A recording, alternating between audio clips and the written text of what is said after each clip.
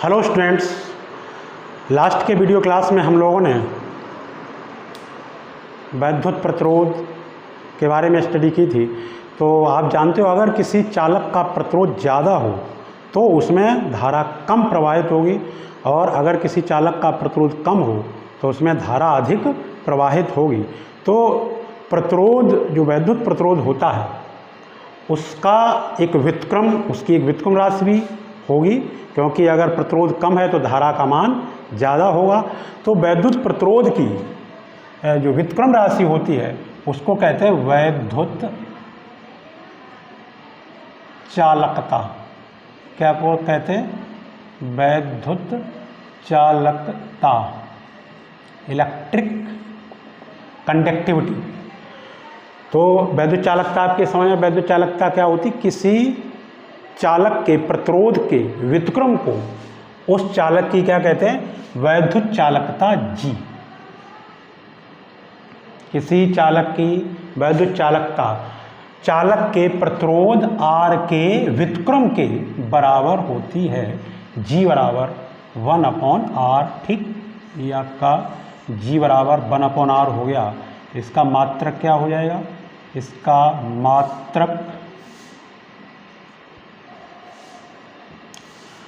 ओम का उल्टा मात्रक होगा, क्योंकि प्रतिरोध का मात्रक क्या होता है?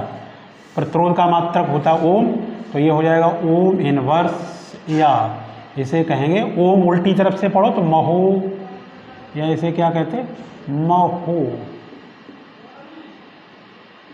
या साइमन। और एक मात्रक इसका क्या है? या साइमन, ठीक? ये जो वैद्युत चालकता है उसका ये क्या हो गया? ये इसके मात्रक हो गए। और आप इसका जो विमी सूत्र है वो भी निकाल लेंगे। किसके बेसिस पर? प्रतिरोध, जो वैद्युत प्रतिरोध का विमा है, वैद्युत प्रतिरोध का जो विमी सूत्र है उसका अपोजिट जो विमी सूत्र होगा वो किसका होगा? वैद्युत चालकता का, ठीक है। अब देखिए हम नेक्स्ट टॉपिक देखते हैं।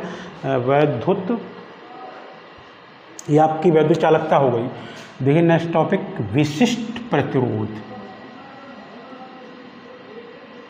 विशिष्ट प्रतिरोध, स्पेसिफिक, इसको विशिष्ट प्रतिरोध या प्रतिरोधकता भी कहते हैं। प्रतिरोधकता,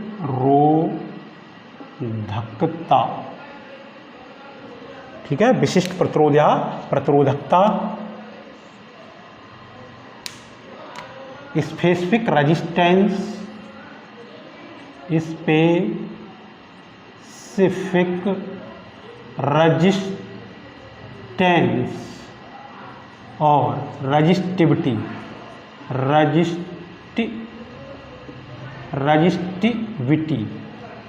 रजिस्टिविटी, ठीक है। ये आपका एक टॉपिक, इम्पोर्टेंट टॉपिक है। वैसे ये पूरा चैप्टर बहुत इम्पोर्टेंट है।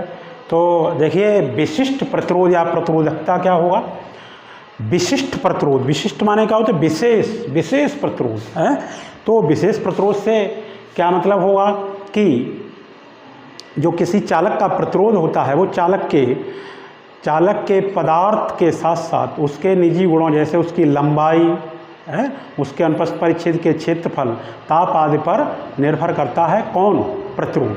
प्रतिरोध जो है किसी चालक की लंबाई, उसके आकार आदि पर निर्भर करता है। जबकि विशिष्ट प्रतिरोध चालक के केवल पदार्थ पर निर्भर करता है, उसकी लंबाई, आकार आदि पर निर्भर नहीं करता है। क्या? विशिष्ट प्रतिरोध, ठीक। जैसे अगर हमने लोहे का एक चालक लिया और वो लोहे का चालक हमने मोटा, पतला, लंबा बनाया तो उसका क्या बदलेगा? उसका प्रतिरोध बदलेगा, लेकिन उसका क्या नहीं बदलेगा? उसका विशिष्ट जो राशि बदलेगी नहीं, उसी को क्या कहेंगे? विशिष्ट प्रतिरोध, विशेष प्रतिरोध हो गया, क्योंकि वो बदलता नहीं है। जो विशिष्ट प्रतिरोध है वो जैसा ऐसा नहीं कि एक चालक की लंबाई बहुत अधिक कर दी तो प्रतिरोध बदल जाएगा, या क्षेत्रफल कम ज़्यादा कर दिया तो प्रतिरोध बदल जाएगा। लेकिन विशिष्ट प्रतिरोध जो दूसरी राशि है जिसको हम लोग विशिष्ट प्रतिरोध कह रहे हैं वो नहीं बदलेगी, ठीक है। तो इसको विशिष्ट प्रतिरोध को किस तरीके से डिफाइन करते हैं? देखिए किसी चालक के भीतर किसी बिंदु पर वैद्युत क्षेत्र की तीव्रता E किसी चालक के भीतर किसी बिंदु पर वैद्युत क्षेत्र की तीव्रता I तथा उस बिंदु पर धारा घनत्व J का अनुपात क्या कहलाता है? J का अनुपात चालक के पदार्थ का विशिष्ट प्रतिरोध रो कहलाता है।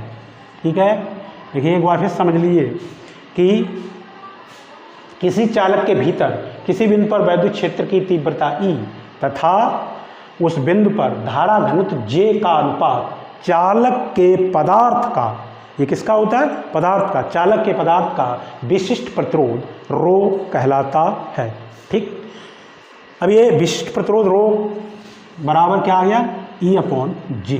ठीक, ये जो विशिष्ट प्रतिरोध है ये अदिश राशि होती है, ये थोड़ा अभी नीचे लिखेंगे। और आगे देखिए कि जैसे अगर हमने किसी चालक के सिरों पर विभवांतर V आरोपित किया तथा उसमें बहने वाली धारा I व उसका प्रतिरोध R हो, तब आप जानते हो क्या हो जाएगा? V बराबर IR।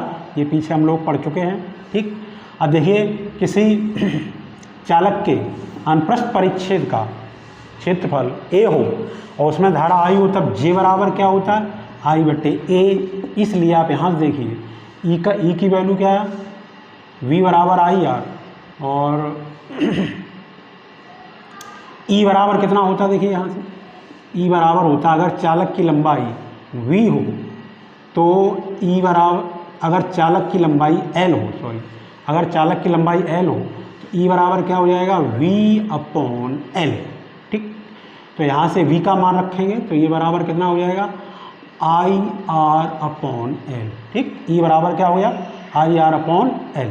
ठीक है, तो ये E और ये आपका क्या हो गया? ये J हो गया। E और J के मान यहाँ रखेंगे समीकरण में, उपरोक्त समीकरण में, उपरोक्त समीकरण से देखिए E का मान रखो। E का मान कितना आया? E का मान आया IR/L अपॉन J का कितना आया? I/A इक्वल रो। ठीक है, तो देखिए आपका I से I कट जाएगा, क्यों? बाहर बाहर का गुणा होगा, अंदर अंदर का होगा, यानी हो जाएगा IR/A अपॉन I/L इक्वल रो। आपका I से I कैंसिल हो जाएगा, तो यहाँ से देखिए रो बराबर कितना आएगा? रो बराबर R/A/L। ठीक, ये रो का मान हो गया। यहाँ देखिए अगर हम इसका मात्रक निकालना चाहें, वैसे मात्रक हमेशा फार्मूले से आपका प्राप्त हो जाता है, तो यहाँ से मात्रक निकालोगे तो रो का मात्रक क्या होता है? रो का मात्रक जो है हमें निकालना है, तो यहाँ देखिए रो बराबर R/A/L। तो R का मात्रक क्या होता है? ये वैद्युत प्रतिरोध ओम होता है। ठीक, अब क्षेत्रफल का मात्रक क्या होता है? मीटर स्क्वायर अपॉन लंबाई का मात्रक मीटर होता है, तो एक घात कट जाएगी तो ओम इंटू मीटर। ये इसका क्या हो जाएगा? ये इसका मात्रक हो गया SI पद्धति में, किसका? रो का। ठीक, और आपको विमी सूत्र देखिए, विमाएँ कुछ जो सेकंड पेपर है इसमें आप कुछ विमाएँ अगर याद कर लोगे तो पूरी भौतिक राशियों की विमाएँ तुरंत आपको पता चल जाएंगी। जैसे बल की विमा क्या होती है? mL/2। ठीक, कार्य की या ऊर्जा की विमा क्या होती है? mL²T⁻²। इसी तरीके से आप वैद्युत विभवांतर की विमा और याद कर लीजिए तो, और प्रतिरोध की चाहो तो प्रतिरोध की याद कर लो, नहीं तो निकल आएगी। जैसे हमें इसका विमीय सूत्र निकालना है, देखिए विमीय सूत्र, तो ये जो आपका मात्रक, इससे देखिए ओम, ये किसका मात्रक होता है? ये प्रतिरोध का होता है। ओम प्रतिरोध की अगर विमा आपको याद नहीं है तो आप जानते हो R बराबर क्या होता है? R बराबर क्या होता है? V/I। ठीक, तो हम यहाँ पे लिख सकते हैं वोल्ट, इसका दूसरा मात्रक क्या लिख सकते हैं? वोल्ट/एम्पियर इनटू मीटर। देखिए अगर आपको वैद्युत विभवांतर की विमा नहीं पता है तो आप जानते हैं कि विभवांतर V बराबर क्या होता है? W/Q। तो यहाँ पर देखिए ये मात्रक क्या और बन जाएगा? Joule per coulomb into ampere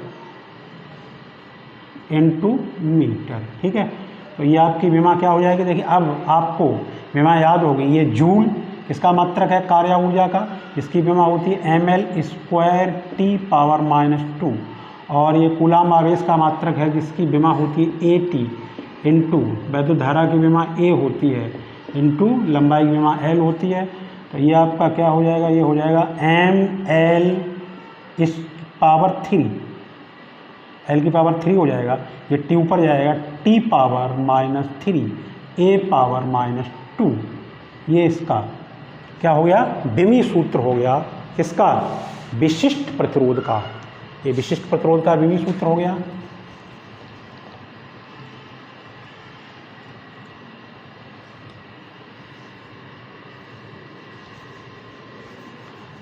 अब देखिए आप विशिष्ट प्रतिरोध रो को हम किस तरीके से और डिफाइन कर सकते हैं, क्योंकि आपने अभी फॉर्मूला पढ़ा कि रो बराबर R इंटू A/L, यदि A बराबर एक किसी सिस्टम में किसी पद्धति में इसका मात्रा ले सकते हैं 1 मीटर स्क्वायर है या 1 सेंटीमीटर स्क्वायर, और L बराबर 1, तब रो बराबर R हो जाएगा। ठीक है, तो हम इसको किस तरीके से मेजरमेंट कर लेंगे, रो का मेजरमेंट किस तरीके से कर लेंगे कि यदि किसी चालक, यदि कोई हम चालक लें, उस चालक के अनुप्रस्थ परिच्छेद का क्षेत्रफल कितना हो, एकांक हो, और उसकी लंबाई एकांक हो, तब उस चालक का जो प्रतिरोध होगा वही उसका क्या कहलाएगा, उसके पदार्थ का विशिष्ट प्रतिरोध कहलाएगा, उसके पदार्थ के विशिष्ट प्रतिरोध के बराबर होगा। तो यहाँ से किस तरीके से हम डिफाइन करेंगे विशिष्ट प्रतिरोध को, किस तरीके से डिफाइन करेंगे कि एकांक लंबाई व एकांक अनुप्रस्थ क्षेत्रफल वाले चालक का प्रतिरोध, एकांक लंबाई व एकांक अनुप्रस्थ क्षेत्रफल वाले चालक का प्रतिरोध उसके पदार्थ के विशिष्ट प्रतिरोध के बराबर होता है। ठीक है, ठीक। अब इसके बाद देखिए प्रतिरोधकता पर ताप का प्रभाव किस तरीके से पड़ेगा।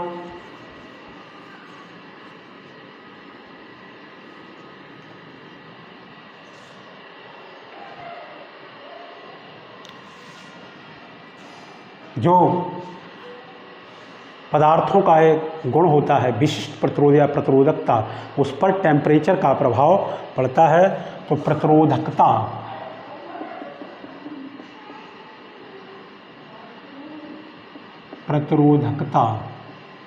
या प्रतिरोध पर ताप का प्रभाव, प्रतिरोधकता या प्रतिरोध पर ताप का प्रभाव नंबर 1,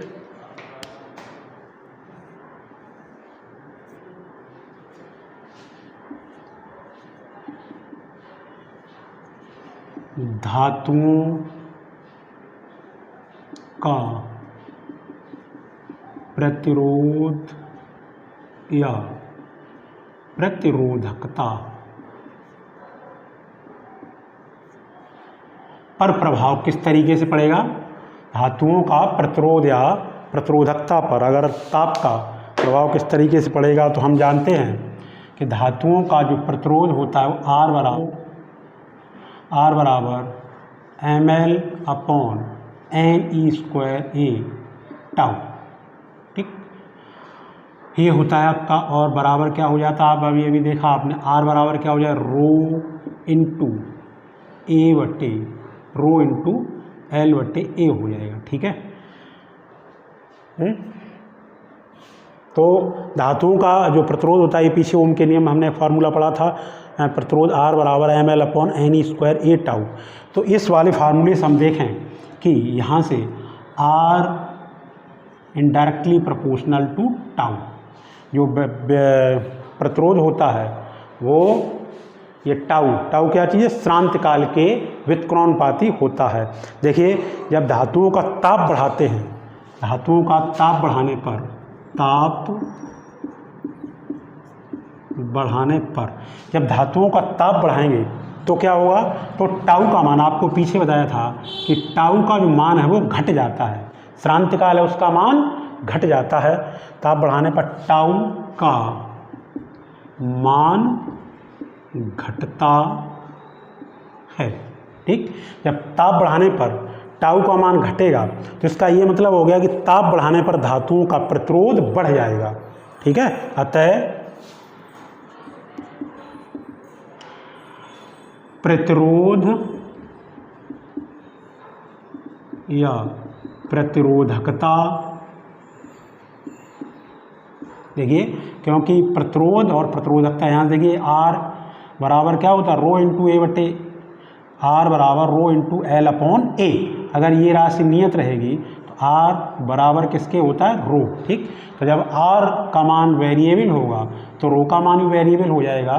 तो ताप बढ़ाने पर प्रतिरोध का मान क्या हो जाता है, ताप बढ़ाने पर प्रतिरोध का मान बढ़ता है तो प्रतिरोधकता का मान भी बढ़ जाएगा, ठीक है। अतः प्रतिरोध या प्रतिरोधकता का मान बढ़ता है, ठीक। अगर देखिए हम टेम्परेचर के साथ किसी धातु के लिए इधर को हम ताप लें, ताप आपको बोर्ड पे दिखाई नहीं दे रहा होगा,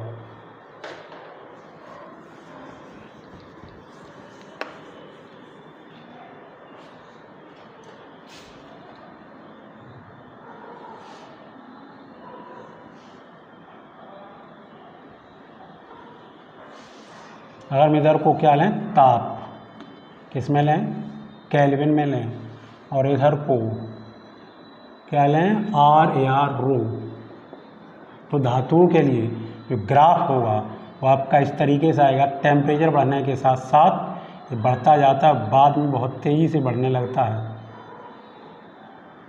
इस तरीके का ग्राफ प्राप्त होगा, ठीक है। तो ये बात हो गई आपकी धातुओं की।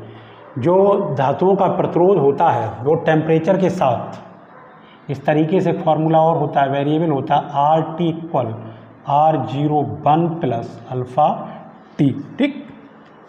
ये R0 क्या है, 0 डिग्री सेल्सियस पर या 0 केल्विन पर ये प्रतिरोध है धातु के तार का, और RT क्या है, ये किसी ताप T पर प्रतिरोध है, और अल्फ़ा क्या है, धातु के पदार्थ धान्य धातु का प्रतिरोध ताप गुणांक है। तो इस फार्मूले के अनुसार जो धातुओं का प्रतिरोध है वो वेरिएबल होता है, वो बदलता है, ठीक है।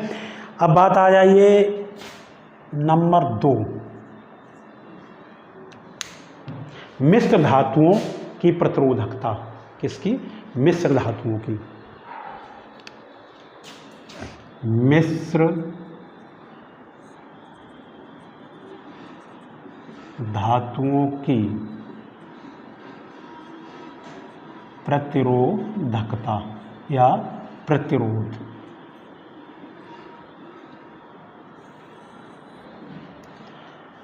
देखिए ताप बढ़ाने पर मिश्र धातुओं का प्रतिरोध या प्रतिरोधकता भी बढ़ती है।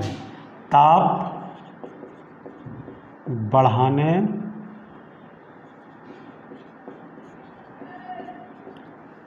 पर क्या होगा, ये टेम्परेचर में अगर इंक्रीज करोगे, टेम्परेचर में अगर हम इंक्रीज करेंगे, टेम्परेचर बढ़ाएंगे तो क्या हो गया, रजिस्टेंस और रजिस्टिविटी रो, ये दोनों क्या होंगे, अगर हम टेम्परेचर को इंक्रीज करेंगे तो ये दोनों भी इंक्रीज होंगे, ठीक है, समझ रहे। यानी ताप बढ़ाने पर मिश्र धातुओं का प्रतिरोध या प्रतिरोधकता भी बढ़ती है, लेकिन मिश्र धातुओं में ये जो वृद्धि है वो धातुओं की अपेक्षा कैसी होती है, कम होती है, ठीक।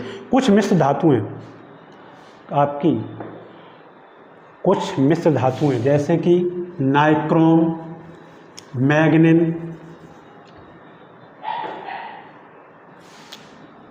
कौन कौन सी, जैसे नाइक्रोम है या मैग्नीन है या कॉन्स्टेंटन है, ये जो मिश्र धातुएं होती हैं, जब इनके लिए टेम्परेचर बढ़ाया जाता है, टेम्परेचर बढ़ाने पर, ताप बढ़ाने पर इनका जो प्रतिरोध होता है या प्रतिरोधकता होती है उसमें बहुत कम वृद्धि होती है, ठीक है। यानी इनका जो प्रतिरोध ताप गुणांक होता है वो नगण्य होता है। इनके लिए अल्फ़ा का मान 0 के नगण्य मीन्स 0, जब अल्फ़ा का मान यहाँ 0 कर दोगे तो RT बराबर R0 यहाँ पे आ जाए, ये ये 0 हो जाएगा। तो RT बराबर R0 का मतलब ये हो गया कि जितना प्रारंभ में प्रतिरोध होगा उतना ही किसी ताप T पर प्रतिरोध होगा किनका, मिश्र धातुओं का। ठीक है, तो आप बहुत अच्छे ध्यान रखेंगे कि मिश्र धातुओं का जब ताप बढ़ाया जाता है तो उनका प्रतिरोध या उनकी प्रतिरोधकता बहुत कम बढ़ती है। कुछ मिश्र धातुएं जैसे नाइक्रोम, मैग्नीज, कंसंटेंटन के लिए जो अल्फ़ा का मान होता है वो कैसा होता है, नगण्य होता है। ठीक, अल्फ़ा नगण्य होता है, अर्थात ताप परिवर्तन का इन पर प्रभाव नहीं पड़ता है। इसका मतलब कि ताप परिवर्तन का प्रभाव नहीं पड़ता है, इसीलिए देखिए इन धातुओं के बने तार, इन धातुओं से जो तार बने होते हैं उनका उपयोग मानक प्रतिरोध के रूप में, मानक प्रतिरोध के रूप में लैब में किया जाता है। इन धातुओं से बने तारों का उपयोग कहाँ कहाँ किया जाता है, हमारी लैब में मीटर सेतु होता है, मीटर ब्रिज, विभव मापी, प्रतिरोध बॉक्स, इन सभी में जो तार प्रयोग किए जाते हैं, किसमें किसमें, मीटर सेतु में, विभव मापी में या प्रतिरोध बॉक्स में, वो तार किसका बना होता है, इन मिश्र धातुओं का, नाइक्रोम, मैग्नीज, कंसंटेंटन का बना होता है। इन मिश्र धातुओं का बना होने से क्या फ़ायदा होता है, जब हम लैब में प्रैक्टिकल करते हैं, जैसे मीटर सेतु का प्रयोग करेंगे तो तार में क्या करते हैं, धारा प्रवाहित करते हैं। तो जब धारा किसी तार में बहती है तो तार का टेम्परेचर बढ़ जाता है, ताप बढ़ जाता है, आप अभी समझेंगे। तो ताप बढ़ने से क्या होगा, अगर हम और किसी धातु का लेंगे तो ताप बढ़ने से उसका प्रतिरोध बदल जाएगा, जिससे हमारी रीडिंग सही नहीं आएगी। इसलिए इन मिश्र धातुओं से बने तार मानक प्रतिरोध के रूप में, अर्थात इन उपकरणों में प्रयोग किए जाते हैं। ठीक है, अब आ जाइए अर्धचालकों का प्रतिरोध। अर्धचालकों, अर्धचालक के बारे में भी हम लोग आगे पढ़ेंगे। अर्धचालकों का प्रतिरोध नंबर 3, अर्धचालकों का प्रतिरोध। अर्धचालकों का प्रतिरोध, देखिए अर्धचालक का तो वैसे एक चैप्टर पूरा है, उसमें और डिटेल बताएंगे। तो अर्धचालक जैसे जर्मेनियम है या सिलिकॉन है, तो जब अर्धचालकों का ताप बढ़ाया जाता है तो उनका प्रतिरोध बढ़ जाता है। अर्धचालकों के लिए क्या हुआ कि जब टेम्परेचर इंक्रीज करेंगे तो इनका जो प्रतिरोध है या प्रतिरोधकता है वो क्या हो जाती है, वो डिक्रीज हो जाती है। ठीक है, डिक्रीज। ऐसा क्यों होता है, देखिए जो अर्धचालक होते हैं जब उनका प्रतिरोध बढ़ाया जाता है तो जो बॉन्ड होते हैं, बंध होते हैं, वो टूट जाते हैं, जिससे जो इलेक्ट्रॉन है वो मुक्त हो जाते हैं। यानी उनमें ताप बढ़ाने से क्या हो जाता है, मुक्त इलेक्ट्रॉन उत्पन्न हो जाते हैं। ठीक, मुक्त इलेक्ट्रॉन उत्पन्न हो जाते हैं। तो आपने फार्मूला पढ़ा था कि R बराबर, आपने फार्मूला क्या पढ़ा था, R बराबर ml/n E²A τ।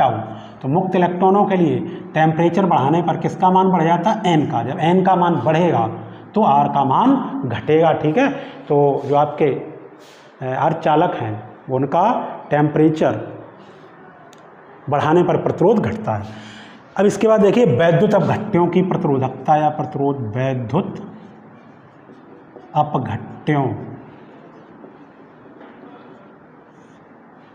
का प्रतिरोध। वैद्युत अपघट्य वे द्रव जिनमें वैद्युत धारा प्रवाहित हो जाती है क्या कहलाते हैं, वैद्युत अपघट्य है। अम्ल, क्षार, जल का जो लवणीय विलयन होता है वो सब क्या होते हैं, वैद्युत अपघट्य कहलाते हैं। तो वैद्युत अपघट्यों का जब ताप बढ़ाया जाता है तो इनकी श्यानता घट जाती है। ठीक है, जब श्यानता घट जाएगी तो इसमें जो धनायन और ऋणायन होते हैं उनकी चलनशीलता या गतिशीलता बढ़ जाती है। अर्थात ताप बढ़ाने पर वैद्युत अपघट्यों का जो प्रतिरोध है वो घट जाता है। ठीक है, समझ गए, ये बात आपके समझ में आई होगी, ये टॉपिक आपका क्लियर हो गया। प्रतिरोधकता का। ठीक, अब आप देखिए यहाँ पर क्या आपने अभी टॉपिक पढ़ा, विशिष्ट प्रतिरोध। अब विशिष्ट प्रतिरोध के बाद एक और टॉपिक देखिए, विशिष्ट प्रतिरोध, विशिष्ट चालकता। विशिष्ट चालकता,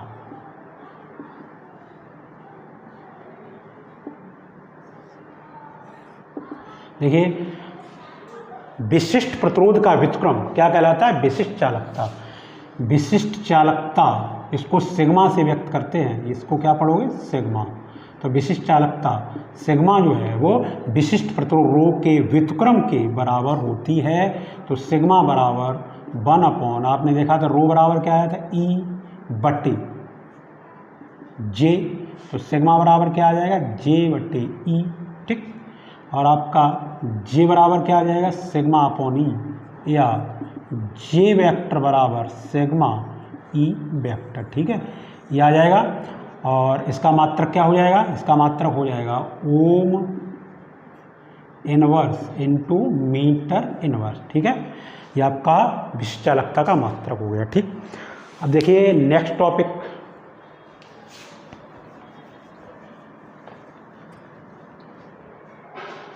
वैद्युत ऊर्जा। वैद्युत ऊर्जा, इलेक्ट्रिक एनर्जी। देखिए जब किसी चालक के सिरों पर वोल्टेज लगाया जाता है, जब किसी चालक के सिरों पर विभवांतर आरोपित किया जाता है तो उस चालक में मुक्त इलेक्ट्रॉन अनुगमन वेग से गति करने लगते हैं। और जब मुक्त इलेक्ट्रॉन गति करते हैं तो वो किससे टकराते हैं, वो धनायनों से टकराते हैं। और टकराने पर अपनी जो ऊर्जा है वो धनायनों को क्या करते रहते हैं, धनायनों से टकराते हैं या परमाणु से टकराते हैं, तो या आपस में टकराते हैं तो अपनी ऊर्जा उन्हें स्थानांतरित करते रहते हैं। किसे किसे, धनायनों को, परमाणुओं को। जब मुक्त इलेक्ट्रॉन अपनी ऊर्जा उन्हें स्थानांतरित करेंगे धनायनों को, परमाणुओं को, तो क्या होगा, उनका टेम्परेचर बढ़ेगा, उनका ताप बढ़ेगा। ठीक, इसलिए आपने देखा होगा कि जब किसी चालक में धारा प्रवाहित होती है तो चालक का ताप बढ़ जाता है, मतलब मीन्स जो चालक है वो आपका गर्म हो जाता है। ठीक, तो देखिए किसी चालक में जब धारा प्रवाहित की जाती है तो बाह्य स्रोत को एक कार्य करना पड़ता है।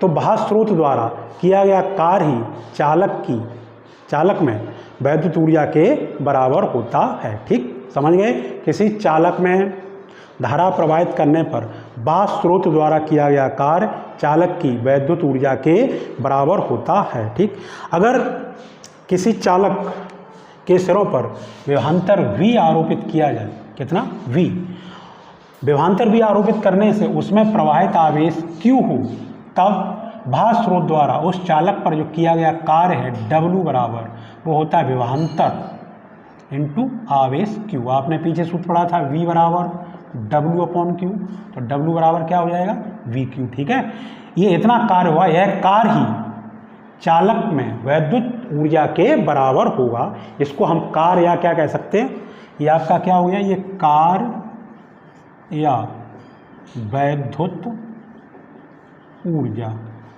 ठीक, तो W बराबर आपका क्या आ जाएगा, V/Q। ठीक, ये हो गया। अब देखिए वट Q बराबर क्या होता है, I/T। जब नेट आवेश प्रवाहित होगा, जब नेट आवेश प्रवाहित होगा तो उसमें क्या उत्पन्न हो जाएगी, वैद्युत धारा। ठीक, तो Q बराबर I/T, तो W बराबर क्या हो जाएगा, W बराबर VIT। W बराबर VIT जूल। अब देखिए कि अगर चालक का प्रतिरोध R हो, अगर चालक का प्रतिरोध क्या हो, कैपिटल R हो, तब V बराबर क्या हो जाएगा, V बराबर IR। इसलिए W बराबर क्या हो जाएगा, W बराबर हो जाएगा I² RT। ठीक, अब देखिए अगेन यहाँ देखिए I बराबर क्या है, अगेन I इक्वल हो जाएगा B/R। इसलिए यहाँ से इस वाले समीकरण से देखिए W बराबर क्या हो जाएगा, W बराबर हो जाएगा V, और I की जगह क्या रखा, V/R, तो ये हो जाएगा V/R/T। तो W बराबर आपका क्या आ जाएगा, W बराबर आपका आ जाएगा V²/R इंटू टी। ठीक, तो ये आपके वैद्युत ऊर्जा के समीकरण हैं जो कि विभिन्न पदों में हैं। ठीक, क्या समीकरण आ गया वैद्युत ऊर्जा के लिए, क्या सूत्र आए, W बराबर BQ बराबर VIT बराबर I²RT equal V²/R into T joule. ये भी आपने 10th क्लास में पढ़ा था इसको, इस टॉपिक को 10th क्लास में आप लोगों ने पढ़ा होगा। तो ये किसी चालक में वैद्युत ऊर्जा की माप हम इन फार्मूलों से, इन सूत्रों की सहायता से कर सकते हैं, कर लेते हैं। ठीक है, ये आपका वैद्युत ऊर्जा के लिए समीकरण सूत्र आ गया। आप देखिए, किसी परिपथ की शक्ति या सामर्थ्य, किसी वैद्युत परिपथ की शक्ति, वैद्युत शक्ति या सामर्थ्य, तो किसी वैद्युत परिपथ या उपकरण द्वारा एकांक समय में जितनी वैद्युत ऊर्जा व्यय होती है उसे उस परिपथ की या उपकरण की वैद्युत सामर्थ्य या वैद्युत शक्ति कहते हैं। ठीक, कोई भी हमारा सर्किट है या कोई उपकरण है, जैसे बल्ब है, पंखा है, एकांक समय में जितनी वैद्युत ऊर्जा व्यय करेगा उसको, उसकी क्या कहेंगे, वैद्युत शक्ति या सामर्थ्य। वैद्युत शक्ति या सामर्थ्य P बराबर W/T। ठीक, एकांक समय में जितनी वैद्युत ऊर्जा व्यय करेगा उससे उसकी शक्ति या सामर्थ्य कहोगे। तो यहाँ से देखिए, आप W के जब मान रखोगे तो हर जगह T कटता जाएगा, तो बराबर क्या हो जाएगा, VI equal I²R equal B²/R। ठीक, ये आपका वैद्युत शक्ति या सामर्थ्य का फॉर्मूला हो गया, और इसका मात्रक क्या हो जाएगा, जूल पर सेकेंड या वाट। ठीक, देखिए कि जैसे हमारे पास 100 वाट का बल्ब है, 100 वाट मीन्स क्या हो जाएगा, 100 जूल पर सेकेंड। इसका ये मतलब हो गया कि 100 वाट का बल्ब है, 1 सेकेंड में 100 जूल वैद्युत ऊर्जा व्यय करेगा। ठीक है, अगर हमारे पास कोई वैद्युत मोटर 1000 वाट का, इसका मतलब वो 1 सेकेंड में 1000 जूल ऊर्जा व्यय करेगा। ठीक है, ये हो गया आपका वैद्युत शक्ति या सामर्थ्य। इसका बड़ा मात्रक, इसका और बड़ा मात्रक क्या होता है, इसका बड़ा मात्रक हॉर्स पावर या अश्व शक्ति होता है। एक अश्व शक्ति बराबर कितना होता है, 746 वाट, जिसे आप लोग पीछे पढ़ चुके हैं। ठीक, ये आपने टॉपिक पढ़ लिया वैद्युत शक्ति या सामर्थ्य। देखिए कुछ यहाँ पे पॉइंट देखते हैं कि अगर हमारे पास 2 बल्ब हैं और एक बल्ब कम वाट का है, जैसे एक बल्ब है आपका 25 वाट का, ऐसे समझ लीजिए, कितने का है, 25 वाट का, एक है 100 वाट का। इन दोनों को अगर श्रेणी क्रम में जोड़ दिया जाए, श्रेणी क्रम में, किस में जोड़ दो आप, श्रेणी क्रम में, अगर इनको श्रेणी क्रम में जोड़ दिया जाए तो क्या होगा, जो कम वाट का बल्ब है वो ज़्यादा प्रकाशित होगा, वो ज़्यादा चमक देगा। ऐसा क्यों है, अगर इनको श्रेणी क्रम में जोड़ें तो देखिए, जब इनको श्रेणी क्रम में जोड़ेंगे तो इनमें क्या होगा, धाराएं, श्रेणी क्रम में आप पीछे पढ़ चुके हैं कि अगर प्रतिरोधों को श्रेणी क्रम में जोड़ो तो धाराएं समान होती हैं, तो श्रेणी क्रम में धाराएं समान होंगी।